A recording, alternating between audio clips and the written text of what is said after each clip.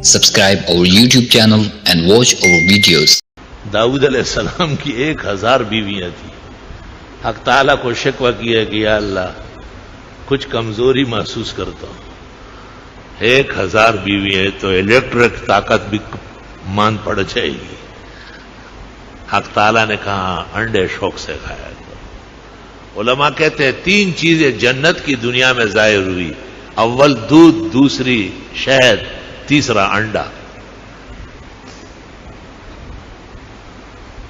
ایسے لوگوں کو میں جانتا ہوں کہ وہ ان کو کہا گیا کہ بابا 4 بیٹیوں کے بعد اب بیٹے ہونے والے ہیں، لیکن بس جی ہو گیا.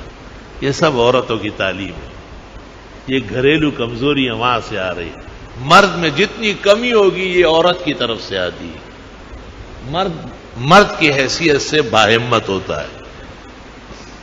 اور یہ میرا کوئی زبانی جمع خرچ نہیں، اس کی طرف پیغمبر اشارہ کرتے ہیں. صحیحین کی حدیث میں دیکھو کیا کہہ رہا ہے. پیغمبر کہتے ہیں ضاع الرجال فی افخاذ النساء، عورتوں کے ساتھ زیادہ بیٹھنے والے مرد ضائع ہو گئے، کسی کام کے نہیں رہے. حد درجے کمزور کر دی. ہمارے ایک ساتھی ہے نا، تو اس نے کہی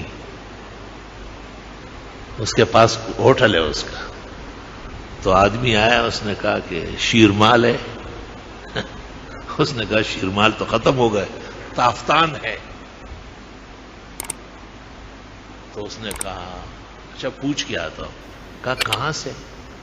کہا گاڑی میں بیوی بیٹھی ہے. کہا تجھے اتنا حق بھی نہیں ہے، تو مرد ہو کہ تیری شادی ہوئی کہ شیرمال کی جگہ تافتان لے جائے.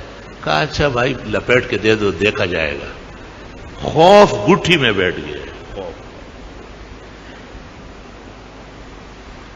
عورتیں مجھے ٹیلی فون کرتی ہے کہ تم ہماری انسلٹ کرتے ہو. تم بھی مردوں پہ سوار ہونے کی کوشش نہ کرو نا، اپنی جگہ پہ رہو. تمہاری قسمت ہے کہ تمہیں مرد ایسے آنگولا ملے ہوئے. حقیقت یہ ہے کہ جو شریعت میں ڈھیلے ہیں اور سستی کرتے ہیں نمازوں میں، جماعت میں، میں نے غور سے دیکھا ہے، ان کو اللہ تعالیٰ عورتوں سے پٹواتے ہیں.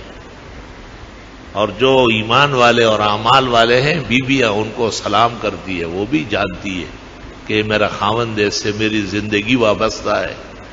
خاوندو یاد رکھو تم کچھ بھی کر لو، جب تک خدا کی رضا و اطاعت پوری نہیں کرو گے پوری خوشی نہیں ملے گی تمہیں. اچھی طرح کان کھول کے اپنے کاپیوں میں لکھ لو آج سے. جو یہ کہے کہ اس کا گھر آباد رہے اور اس کی بیوی اور بچے آنکھوں کی ٹھنڈک رہے اور زندگی کا سہارا رہے، مستقبل کا سرمایہ بنے، وہ خود بھی دین کے لیے کمر بستہ رہے.